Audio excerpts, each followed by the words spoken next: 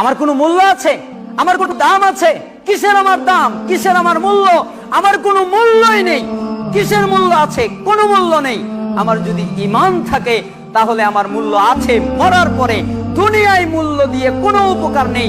দুনিয়ায় কে মূল্য দিল কে না দিল এটা দেখার কোনো বিষয়ই নয়।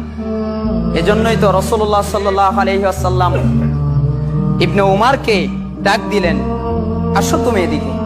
আসার পরে ইবনে উমারের হাতে এভাবে হাত রাখলেন, কাঁধে রেখে বললেন, হে ইবনে উমার, তোমাকে আমি বলছি। আখাযা রাসূলুল্লাহ সাল্লাল্লাহু আলাইহি ওয়াসাল্লাম বিমানকিবি ওয়াকাল, রাসূল সাল্লাল্লাহু আলাইহি ওয়াসাল্লাম ইবনে উমারের কাঁধে হাত রাখলেন, রাখার পরে বললেন, হে উমার, কুন ফিদ দুনিয়া ইবনে উমার কুন ফিদ দুনিয়া কাআন্নাকা গরীবুন আও আবিরু সাবিল। তুমি দুনিয়াতে এমন ভাবে থাকবে যেন তুমি আগন্তুক, মুসাফির। তোমাকে দেখে যেন মনে হয় না তুমি রাজা, তোমাকে দেখে যেন মনে হয় না তুমি ক্ষমতাশীল, তোমাকে দেখে যেন মনে হয় না তোমার অনেক পাওয়ার। তোমাকে দেখলে মনে হবে তুমি পথচারী, তুমি মুসাফির, তোমার কোনো ক্ষমতাই নেই। আরে আমি মুসাফির, সফর করেছি, এক জায়গায় থেকে সফর করে এখানে এসেছি, আবার সফর করে এখান থেকে চলে যাব। হে আব্দুল্লাহ, এটা তুমি মনে রাখবে। তখন ইবনে ওমর বলতেন, ইযা আমসাইতা ফালা তানতাযিরি সাবাহ ওয়াইদা আসবাহতা ফালা তানতাযিরিল মাসা ওয়াকুন মিন সিহাতিকা লিমারাদিক ওয়া মিন হায়াতিকা লিমাউতিক। তখন ইবনে ওমর বলতেন, হে লোক শোনো, তুমি যখন সন্ধ্যায় উপনীত হও তখন আর সকালের অপেক্ষা করো না। তুমি যখন সকালে উপনীত হও তখন আর সন্ধ্যার অপেক্ষা করো না। তুমি যখন সুস্থ থাকো তখন অসুস্থ হওয়ার আগেই তুমি তোমার প্রস্তুতি নাও। তুমি যখন জীবিত আছো মরে যাওয়ার আগেই তুমি তোমার প্রস্তুতি নিয়ে নাও। দেখেছেন বাক্য কত কঠিন। সহিহ বুখারী 6416 নম্বর হাদিস। রাসূলুল্লাহ সাল্লাল্লাহু আলাইহি ওয়াসাল্লাম এক বাক্য বললেন, আর আব্দুল্লাহ আর এক বাক্য বললেন। আব্দুল্লাহ ইবনে উমর তিনি আর এক বাক্য বললেন যে যখন সন্ধ্যায় থাকো তখন আর সকালের অপেক্ষা করো না। তুমি তো সকাল পাবে কিনা এটা তোমার জানা নেই।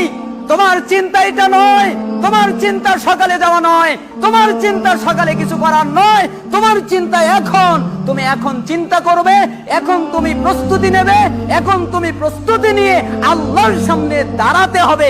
এর প্রস্তুতি নিয়ে নাও, কারণ তোমার জানা নেই কখন তোমার মৃত্যু এসে যায়। আমাদের কোনো বরত্ব আছে?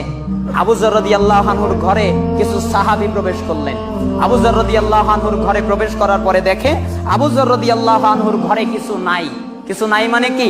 একটা মশক আছে যার ভিতরে পানি থাকে, ওই মশক থেকে পানি ঢেলে, আর একটা পাত্র আছে মাটির বা ইসের, ওই পাত্রের ভিতরে তিনি পানি নিয়ে পানি খান। এটা হচ্ছে তার আসবাবপত্র। আর একটা বিছানোর জন্য মাদুরি আছে, আর গায়ে দেওয়ার জন্য একটা কাপড়ের মতো মোটা জাতীয় কিছু আছে যা মানানসই না। তখন কিছু সাহাবী ঘরে ঢোকার পরে বললেন, হে আবু যর রাদিয়াল্লাহু আনহু, মনে হচ্ছে আপনাদের আলাদা আরেকটা ঘর আছে, তাই না? এই কারণে এই ঘরে কিছু নাই। তখন আবু যর বলছেন, না, ঘর এটাই, আলাদা আর কোনো ঘর নাই, এটাই ঘর। তখন বলছেন, তাহলে মাল সামানা কই?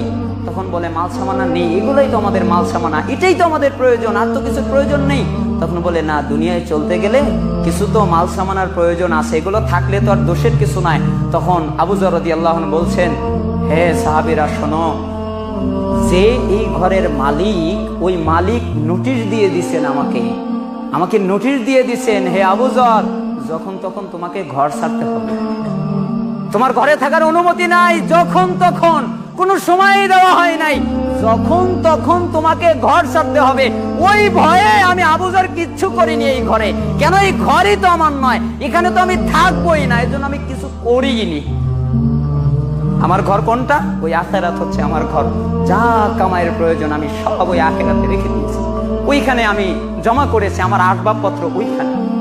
দেখেছেন তাদের ঈমান।